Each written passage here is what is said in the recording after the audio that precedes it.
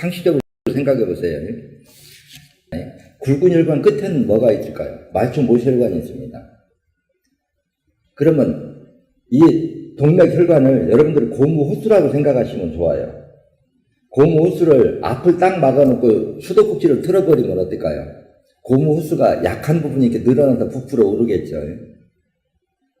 그런데 이런 증세들이, 근데 요게 뭐 혈관이 기형적으로 생길 수도 있고, 아니면 한 그릇 풍선처럼 이렇게 불어오를 수도 있고, 여러 가지 형태로 이렇게 부풀어 오를 수가 있는데, 현대의학으로 보면은 이게 참 힘든 병입니다. 완치도 불가능하고, 잘못하면 혈관이 터져가지고 뇌출혈이 일어나서 이제 중풍으로 올 가능성이 아주 높은 질환인데요. 근데 이제 이 병을 우리가 예방하고 치료하려고 하면은 이게 뇌에서 이런 증세가 뇌동맥류가 발생했지만 출발은 뇌가 아니라는 걸 상식적으로 이해하셔야 돼요. 쉽게 얘기해서 혈관이 부풀어 오른 끝이 막히지 않으면 중간은 부풀어 오를 수가 없고, 또 부풀어 오른 부위는 상대적으로 혈관이 가장 얇아져서 힘이 없는 부위가 부풀어 올랐다, 이렇게 진단해야 되거든요. 그럼 여기서 한번 따져봐요. 왜 특정 부위의 혈관이 약해졌을까? 또 동맥 끝에 있는 말주 모세혈관이 왜 막혔을까? 근데 따지고 보면 두 가지가 원인은 같아요. 왜 그런 거 아니? 항상 동맥혈관 밖에는 말초 모세혈관이 있거든요. 동맥 끝에 있는 말초 모세혈관이 막히지 않으면 중간에 동맥이 피해 압력이 높아져서 그 중에 약한 부위가 혈관이 팽창돼서 뇌 동맥류라고 하는 병은 올 수가 없어요. 그런데 제가 언젠가 들으니까 한 환자가 그런 얘기를 해요. 참 오래전 얘기인데, 뇌혈관이 이렇게 부풀어 오르니까 금실로 가지고 거기를 이렇게 더 이상 늘어나지 말라고 전부 감았다고 그래요. 참 제가 바라보면 배꼽을 쥐고 웃을 일이지요. 여러분들 생각해도 어때요? 고무호수가 압이 높아져가지고 한쪽에 풍선처럼 부풀어 올랐어요. 그러면 거기를 동여 매는 게 나을까요? 끝을 압력을 틔워주는 게 나을까요? 그게 이 상식에도 없는 게, 그래서 제가 현대의학을 보면 생리치의 진단 시각 자체가 없다. 그래서 뇌 동맥류를 이렇게 진단하려고 하면 아마 이 질문 내용으로 보신 분은 책만 보고 하셔가지고 이제 정식으로 교육을 안 받았기 때문에 이제 이런 부분 가지고 이제 걱정을 하는데, 뇌 동맥류가 올라가면은요, 1차적으로 고지혈증이 아니면 뇌혈관 막을 수가 없어요. 그래서 뇌혈관이 막히기 시작하려고 하면 일단 혈액이 뻑뻑하니 고지혈증이 돼야 되고, 그 다음에 간 기능이 떨어져서 고지혈증의 혈질이 응고돼서 그놈이 웬만한 압력 갖고는 돌지 않고 동맥 끝에 있는 말초 모세혈관이 적어도 80% 이상 막혀야 뇌 동맥 혈관이 부풀어 오르는 이런 현상이 일어날 거예요. 그래서 뇌 동맥류에 있는 사람들 아마 제가 보기에 95%는 고혈압을 동반하고 있을 거예요.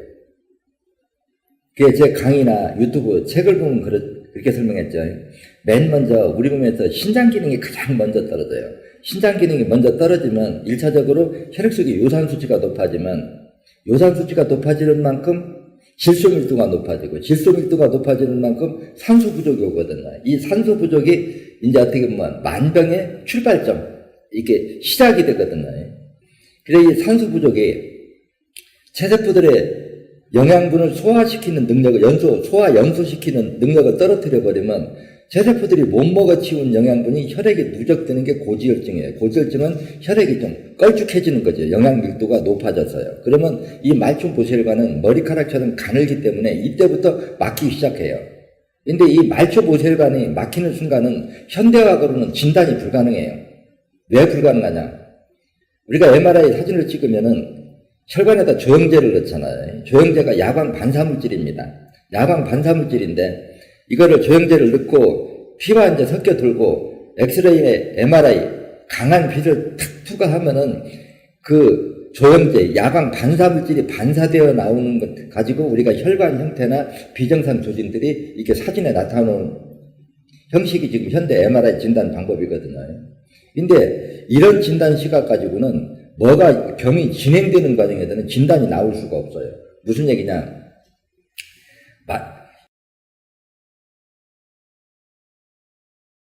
안녕하세요. 반갑습니다. 벌써 또 한 주가 됐네요. 오늘 강의 주제는 복부 대동맥류네요. 제가 일반 이제 정맥류에 대해서는 강의를 많이 했는데 복부 대동맥류에 대해서는 아마 이번이 강의가 처음이지 않은가 이런 생각이 좀 떠오르네요. 이제 먼저 이제 이 신천생리학이라고 하는 건 그렇거든요. 어떤 병명이 이렇게 중요하지 않아요. 왜냐하면 현 증세가 어떻게 나타나느냐. 그럼 인책 구조상 복부 대동맥류가 나타나려고 하면은 어디가 고장이 나야만이 그 동맥이 부풀어 오를 수 있느냐. 이제 이 원인을 찾아 들어가서 그 원인을 치료해서 결과가 없어지게 하는 방법이기 때문에 뭐 병명이 다르다 해서 큰 문제될 건 없거든요. 그래 먼저 이제 현대의학에서 이제 어떻게 부르고 하는가 현대의학적으로 지금 나온 내용을 한번 이제 읽어드리고 이걸 이제 신천생리학에서는 어떻게 진단하고 치료 방법을 찾아 들어가는가 그걸 이렇게 양쪽에 정리하는 시간을 가져볼게요. 복부 대동맥류는 복부 내에 가장 큰 혈관인 대동맥벽이 여러 원인에 의해 약해져서 직경이 정상의 50% 이상 늘어나는 질병이다. 복부 대동맥은 배, 골반, 그리고 다리로 동맥피를 보내는 혈관이다. 정상 복부 대동맥의 직경은 2에서 2.5cm 정도인데 통상적으로 3cm 이상으로 증가하면 복부 대동맥류로 진단한다. 여자보다는 남자에게서 발생률이 높다. 대동맥류는 천천히 몇 회에 걸쳐 진행되기 때문에 여러 증상을 느끼지 못하는 경우가 대부분이다.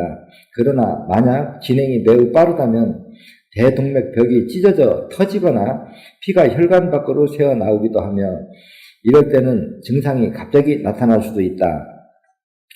이제 대동맥류 원인은 대동맥벽의 동맥경화 등의 노화에 의한 퇴행성 병명인 경우가 가장 많으나 드물지만 감염, 결제 조직 질환, 염증성 원인, 외상 등에 의해 생길 수도 있고 원인이 불명확한 경우도 있다.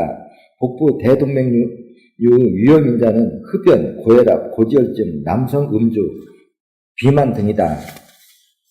증상으로는 대부분 별 증상이 없고 복부에서 박동을 하는 혹이나 덩어리, 종괴가 만져지는 경우가 많다. 서서히 커지는 경우가 많으므로 별로 대수롭지 않게 여길 수 있다.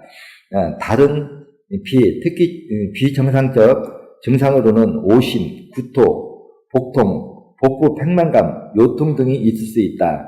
동맥류 합병증 발생 시 사타구니 및 허벅지 통증, 하지의 부종, 심부전, 동맥류에 의한 색전증, 혈뇨, 위장관 출혈이 동반되는 경우가 있다. 동맥류는 파열되는 경우는 갑자기 복통이나 요통이 심하게 발생하면서 쇼크 상태로 빠지기도 한다. 평소 맥박이 느려지는 종괴가 있던 사람이 갑자기 심한 복통을 호소한다면 동맥류 파열을 가장 먼저 의심하여야 한다. 이건 이제 컴퓨터에서 이제 현대의학에서 진단하고 바라보는 시각을 이렇게 유추한 내용이거든요. 이제 사실 따지고 보면 이 속에서 모든 진단을 다 할 수가 있어요. 치료 해법도 찾을 수가 있고요. 한마디로 얘기해서 복부 동맥이 비정상적으로 팽창됐다. 그러면 왜 팽창됐을까요? 팽창된 건 결과고 반드시 원인이 있다는 거예요. 그 원인에 들어가면 대부분 뭐냐? 만약에 동맥에서 혈액을 품어내주는데 앞에서 잘 빠져나가도 중간에 동맥에 혈관의 피해 압력이 높아져서 이게 비정상적으로 굵어질 수 있을까? 이렇게 의문을 가져본다면 어때요? 앞에서 혈액을 품어주는 대로 잘 빠져나갔다고 하면 동맥 혈관이 비정상적으로 부풀어 올라서 굵어지는 일은 생길 수 없다. 이게 우리가 상식적으로 유추할 수 있는 문제거든요. 그럼 앞에서 못 빠져나가려고 하면은 앞에 혈관이 막히지 않고 동맥 혈관이 부풀어 오를 가능성이 있을까요? 이거 없어요. 그러면 이 속에서 제가 정맥류를 이제 이거 반대죠. 이거는 동맥류인데 정맥류를 설명할 때 정맥류는 간 기능이 떨어지지 않고는 정맥류라고 하는 병은 올 가능성이 없다. 그래서 정맥을 치료한다고 간 기능이 회복될 가능성이 있느냐. 그게 또 정맥 혈관도 그렇거든요. 만약에 혈액이 맑으면, 그래서 이제 정맥류나 동맥류나, 이렇게 신천생리학에서는 간 기능이 떨어진 합병증이다, 이렇게 진단을 해요. 그러면 이걸 이제 어디서부터 푸느냐가 하면, 우리가 심장 기능이 떨어지면 고지혈증이 되고, 간 기능이 떨어지면 고지혈증의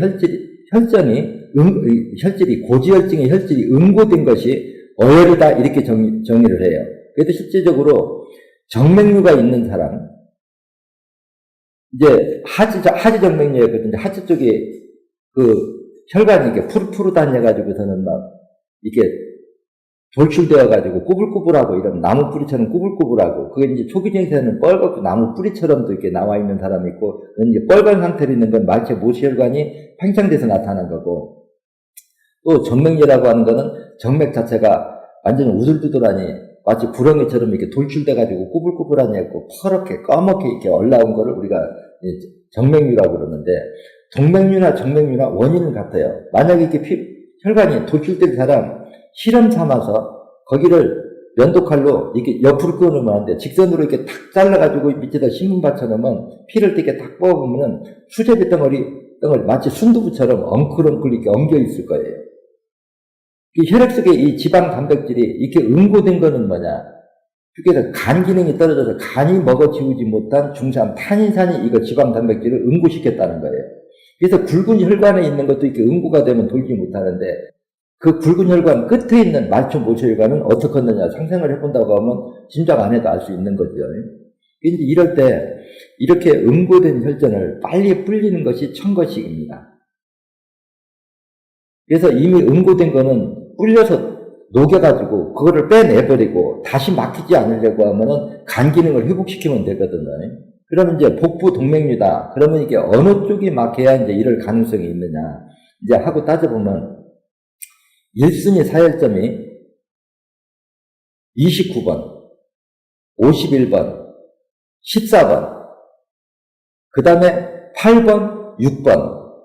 이렇게 1순위를 잡을 때 1순위를 그냥 묶어서 29번, 51번, 14번을 묶어서 1순위를 잡아주고요. 8번을 2순위, 6번을 3순위. 여기를 이제 빼주면은 이게 아마 복부 정맥류가 있으면 복부 정맥류 하나만 있을 수는 없을 겁니다. 고지혈증도 있을 수 있고요. 약간 비만도 될 수 있고 고혈압도 될 수 있고 당뇨 초기도 있을 수가 있거든요. 그러면 제가 당뇨 초기에 한번 당뇨로 진단 받은 지 5년 이내, 컨디션이 나쁘면 당 수치가 툭 올라갔다가 컨디션이 좋으면 뚝 떨어졌다. 이 상태가 당뇨 진단 받은 지 5년 이내가 100은 아니어도 97%는 이 범위 안에 들거든요.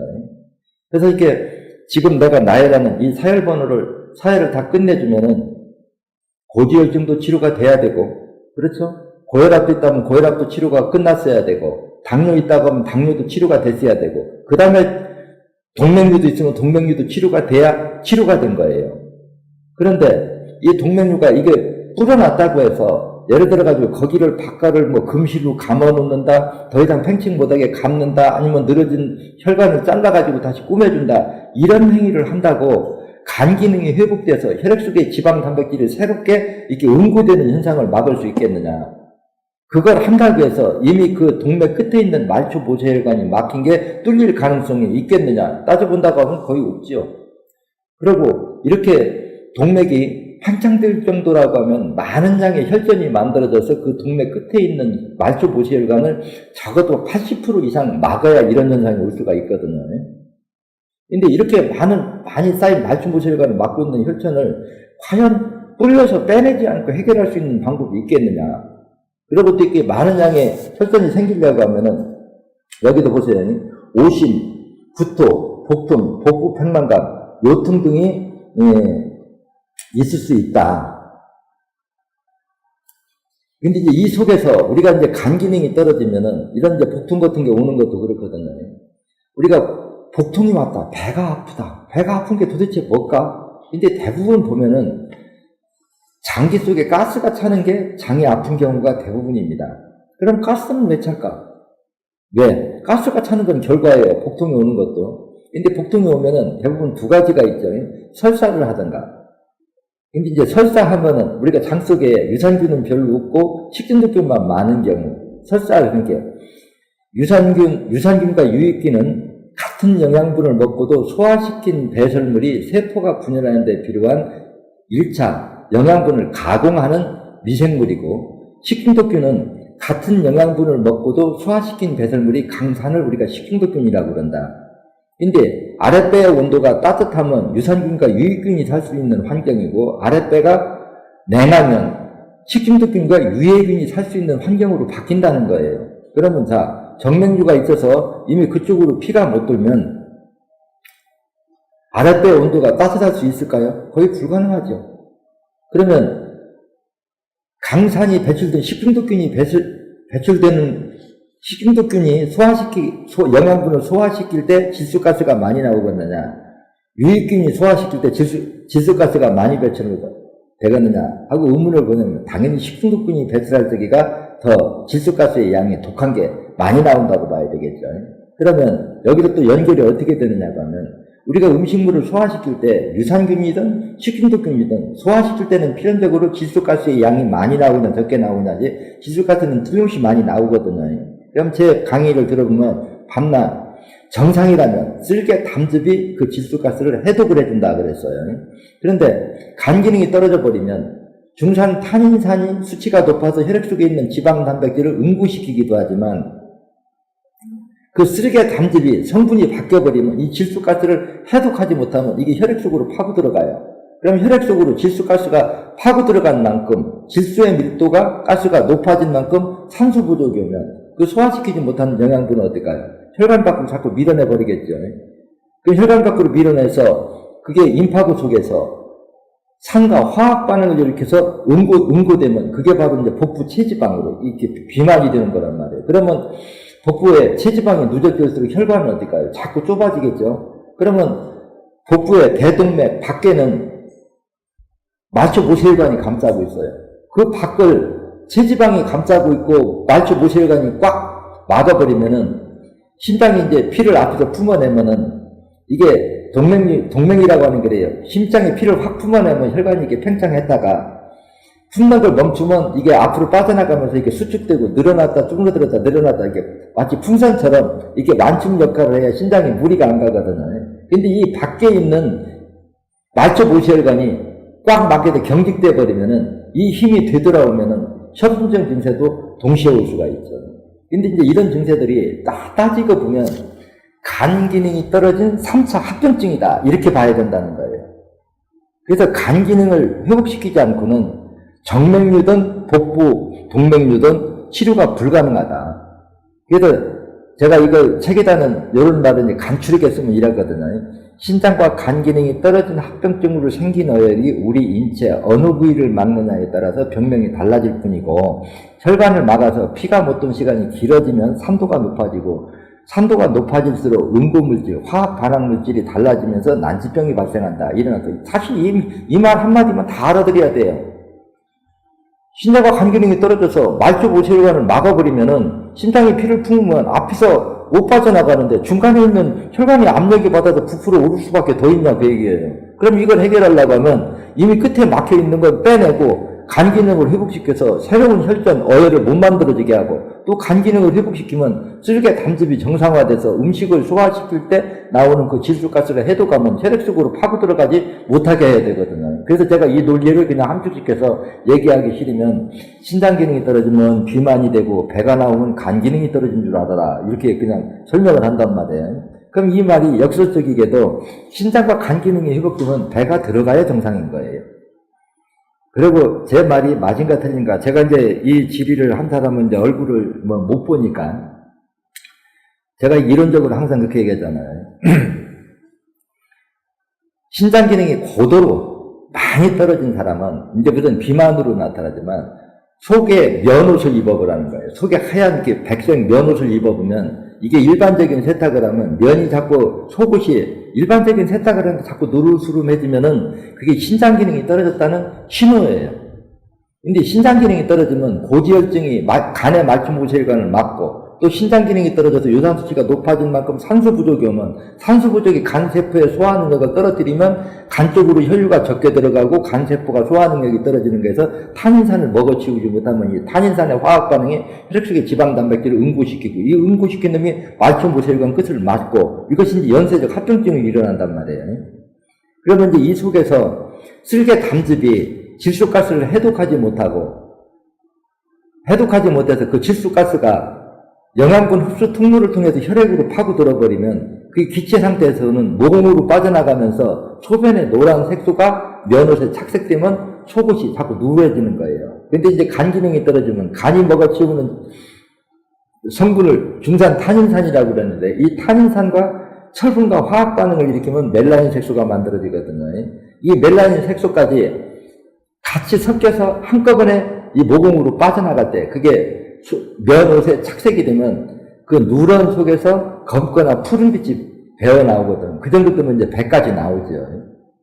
그래서 사실은 자기 이게 속옷을 하얀 면옷을 입어보면 장기가 뱃속에 들어있다고 하더라도 그 장기에 자신의 장기 기능을 가늠할 수가 있어요. 근데 안타깝게도 우리가 현대의학은 어떤 병이든지 말기 증세가 아니면 현대의학으로는 진단이 불가능해요. 생리학으로 보면 분명히 만성피로, 고지혈증, 비만 초기는 신장 기능이 떨어진 합병증인데 비만이 돼도 신장 기능이 떨어진 건 병원에 가 진단하면 안 나오고 또 얼굴색이 검어지고 속메리아스가 자꾸 검거나 푸른빛이 돌면 분명히 간 기능이 떨어진 증세인데도 간을 검사하면 정상이에요. 그러니까 정상일까요? 그래서 이게 꼭 특정 수치에 도달하지 못하면 현대의학은 진단이 안 나와요. 예를 들어서 간이 돌처럼 굳으려고 하면 3도 7이 돼야 간경화가 오고 3도 8이 돼야 간암이 오는데 여러분들이 생각해도 3도 7이 갑자기 7로 올라갈 수 있을까요? 1, 2, 3, 4, 5, 6, 7로 올라갈 수 있을까요? 3도 8도 마찬가지예요. 1, 2, 3, 4, 5, 6, 7, 8로 올라갔지 처음부터 3도 8 내서 암이 되는 일은 없는데 간경화나 간암 아니면 간 정상이잖아요. 이 말은 뭐냐? 현대의학은 신장과 간이 기능이 떨어지는 단계에서는 진단이 불가능하다는 거예요. 그래서 생리학으로 진단하면 사실 만성피로가 오고 고지혈증이 될 때 살이 좀 찌기 시작할 때 이건 신장 기능이 떨어진 초기 증세다 하고 얼른 8번을 빼서 고쳐버리면 그 다음 단계 간 기능까지 떨어져서 고혈압이 되고 비만이 되는 일 올 수가 없고 이렇게 복부 동맥류도 올 수가 없어요. 근데 이렇게 이제 간 기능이 떨어져서 혈액 속에 탄닌산이 혈액 속에 지방 단백질과 화학 반응을 일으켜서 자꾸 많은 양을 갖다가 말초모세혈관 끝을 한 8, 90% 막으면 어떨까요? 앞에서 신장은 혈액 속에 산소가 부족하면 자꾸 빨리 뜯어 피를 밀어내는데 앞에서 못 빠져나가니까 중간에 혈관이 부풀어 오르는 건 당연한 거죠. 그러면 이게 복부 동맥류가 온다고 현대의학이 할 수 있는 게 뭐가 있을까요? 혈관에다가 가죽을 싸서 감쌀까요? 아니면 금실로 감을까요? 아니면 혈관 부풀어 오르는 걸 수술을 떼서 다시 꼬매가지고 가늘게 만들까요? 그런 행위를 한다고 간 기능이 회복될 거냐? 말초 앞에 그 동맥 앞에 있는 말초모세혈관 막힐 게 뚫릴 거냐? 어혈이 소멸될 거냐? 새로운 어혈이 만들어지는 게 중단될 거냐? 하고 따져보면 제가 본 참 깝깝하죠. 그래서 이게 생리치 진단 시각을 갖는다는 게 여러분들이 그만큼 중요해요. 그래서 이분은 망설이지 말고 1순위 아까 어떻게 얘기했죠? 1순위를 원해서 29번, 51번, 14번 묶어서 1순위로 사회를 해주고 이제 그 다음에 2순위로 사회를 해주는 게 6번 해주고 8번 해주고 그 6번, 8번까지 8번을 2순위로 하고 6번을 3순위로 해도 되고요. 요렇게만 다 빼준다고 하면은 복부 동맥류는 아마 치료가 안 되면 잘못된 걸 거예요. 자, 그럼 여기서 제가 이제 이렇게 진단을 했으면 제 말이 맞으려고 하면은 고혈압이 있다면 고혈압이 치료가 됐어야 되고 당뇨로 진단받은 지 5년 이내라고 하면 당뇨가 치료가 됐어야 하고 만약에 간 기능이 배가 나오는 거는 간 기능이 떨어진 합병증이라고 그랬고 살이 찌는 건 신장 기능이 떨어진 합병증이라고 그랬어요. 그러면 제가 지금 언급한 사열점 29번 51번, 14번 1순위, 우리가 8번 2순위, 6번 3순위 이렇게 가지고 이거를 솜이 빨아들이는 비가 50% 이상 나올 때까지 빼줬다. 그러면 다 치료가 돼 있어야 돼요. 이게 말 진단 시각과 치료 시각이 일치하는 거예요. 이렇게 치료가 되면은, 한 번 치료가 되면 적어도 10년, 20년 재발하지 않죠. 왜냐? 말초모세 혈관을 막고 있는 어혈을 빼서 혈관의 피해 압력을 떨어진 걸로 끝난 게 아니라 한 번 뚫어놓은 데가 다시 안 막히려고 하면 간 기능을 회복시키면 적어도 새로운 어혈이 만들어지는 게 90% 이상은 중단시킬 수가 있거든요. 그럼 한 20년 후에 똑같은 자리에 한 번 더 빼준다고 하면은 우리가 다시 또 한 20년 또 건강하게 살 수 있는 거고. 그래서 이게 의술이라고 하는 게 생리치를 알면은 그렇게 어려운 게 아니에요. 근데 이거 막힌 혈관을 그대로 두니까 앞에서 못 빠져나가니까 심장이 자꾸 혈액을 품어내니까 압력이 높아서 혈관이 정맥이 자꾸 부풀어 오르는데 앞이 막힌데도 튀어놓지 않고 어혈이 혈관을 90% 정도 가까이 막으려고 하면 많은 양의 어혈이 만들어져야 되고 많은 양의 어혈이 만들어지려고 하면 간 기능이 떨어져야만 그 많은 양의 어혈이 만들어지는데 간 기능을 회복시키는 학문도 없어. 이렇게 기껏 할 수 있다고 하면 여기서 쓸 수 있는 게 뭘까요? 혈전용해졌을까요? 근데 혈전용해져 잘못 쓰면 어떨까요? 혈관벽이 녹아서 터져버리면 또 혈소판이 녹아가지고 한번 터진 데가 지혈이 안 되면 더 큰 사고를 유발할 수 있죠. 그럼 이러면 어때요? 다리하면 그럼 저칼로리 음식 먹고 운동 많이 해라. 운동 많이 한다고 심장과 간 기능이 회복될까요? 그래서 제가 이런 의술을 10,000원 들여서 10원 효과 내는 의술이다. 그래서 제가 하는 얘기는 기적이나 신비, 종교를 얘기하는 게 아니에요. 자연의 법칙, 생리 이치를 얘기하는 거거든요. 이 자연의 이치, 생리 법칙이라는 건 누구나, 상식이라는 건 누구나 들으면 이해할 수 있는 부분이에요. 그래서 여러분들이 지금 치료하고 있는 방법이 과연 간 기능이 회복돼서 새로운 어혈이 만들어지는 게 중단되는 효능이 있겠느냐 의문을 한번 가져보고, 복부 정맥이 팽창하려고 하면 그 동맥 앞에 있는 말초모세혈관이 말초모세혈관이 막혀줘야만 중간에 부풀어 오를 수가 있는데 그 앞에 말초모세혈관이 막혀 있는 게 뚫릴 가능성이 있느냐 한번 의문을 가져본다고 하면 이런 질병들이 왜 치료가 안 되는지. 그래서 제가 자주 하는 말이 있거든. 복부 동맥류면 복부 동맥류 하나, 고혈압이면 고혈압 하나, 당뇨면 당뇨 하나, 암이면 암 하나 끊어서 고칠 수 있는 의술은 나올 수가 없어요. 이게 초창기에 신장 기능이 떨어지니까 그 합병증으로 간 기능이 떨어졌고, 간 기능이 떨어지는 게 많은 양의 혈전 어혈이 생겼고, 그 어혈이 말초모세혈관을 맑아서 3차로 이런 병이 왔다고 하면은 동시에 고혈압 있다면 고혈압도 치료되고 당뇨 있다면 당뇨도 치료해야 되고 그 다음에 정맥류가 치료돼서 모든 게 다 치료가 돼야만이 한번 치료가 되면 적어도 10년, 20년 재발을 하지 않는 거지. 이렇게 하나씩 수술해서 고친다고 내가 보면 웃음밖에 안 나오죠. 정맥류 수술한다고 하면 제가 옛날에도 내가 웃는 게 그거잖아요. 혈관이 까뭇까뭇하니 이렇게 부풀어 오르니까 스타킹 꽉 조여갖고 못 나오게 마치 두부짜들이 꼭 조여놓고서는 못 늘어나게 한다고. 참 배꼽 잡을 일이죠. 그렇다고 말초모세혈관이 뜯기고 간 기능이 회복될 가능성이 있겠느냐. 그럼 거기다 써볼 거 혈전용해제밖에 없어요. 근데 이제 여러분들이 실전에 들어가면 이제 조혈 기능이 얼마나 망가졌느냐, 보사의 균형을 맞추면서 이제 이런 부분들이 문제있지만 치료하는 행위만 하나 논하자고 하면은 제가 보면 현대가 웃음거리밖에 안 돼요. 그래서 순환기계통의 질병은 여러분들도 심도 있게 생각해서 일주일에 한 번 사혈하는 거 너무 번거롭게 생각하지 마시고 나이 들면 건강이 최고지요. 저도 며칠 전에 급체해가지고 저녁에 아주 고생을 많이 했어요. 여기는 이제 산속이라서 병원에 갈 수도 없는데 막 가스는 차고 복통은 오고 체해서 하는데 어때요? 그래서 내가 사혈력별로도 가지고 있으니까 밤 12시에 사혈 한 번 하고 아침에 일어나서 또 응급사혈 한 번 딱 했더니 싹 가라앉더라고요. 그래서 이건 이제 미리 다 빼주면 괜찮거든요. 그래서 평소에 깨름직하면은 미리 빼주세요. 우리 방법은 혈관을 막고 있는 어혈을 빼서 피를 잘 돌게 해서 스스로 복원할 수 있는 환경을 만들어주는 거라 아무리 빼도 어혈이 안 나오면 효과가 없거든요. 그래서 여러분들이 딱 당해서 하려고 하지 말고 미리미리 여러분들이 마음이 좀 찝찝하면 찝찝한데 그러니까 책에서 보면 여기 여러분들이 본사에 전화하면 멘트가 어때요? 2368번이 기본 멘트죠.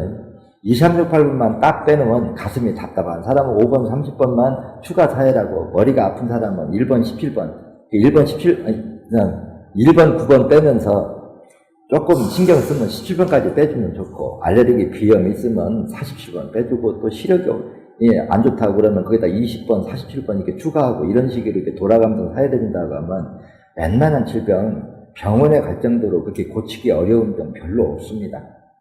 여러분들이 그동안에 이 신천생리학, 사혈요법을 몰라서 50년이고 70년이고 80년이고 어혈을 꽝꽝 모아놨다가 한꺼번에 빼려고 하니까 힘이 드는 거죠.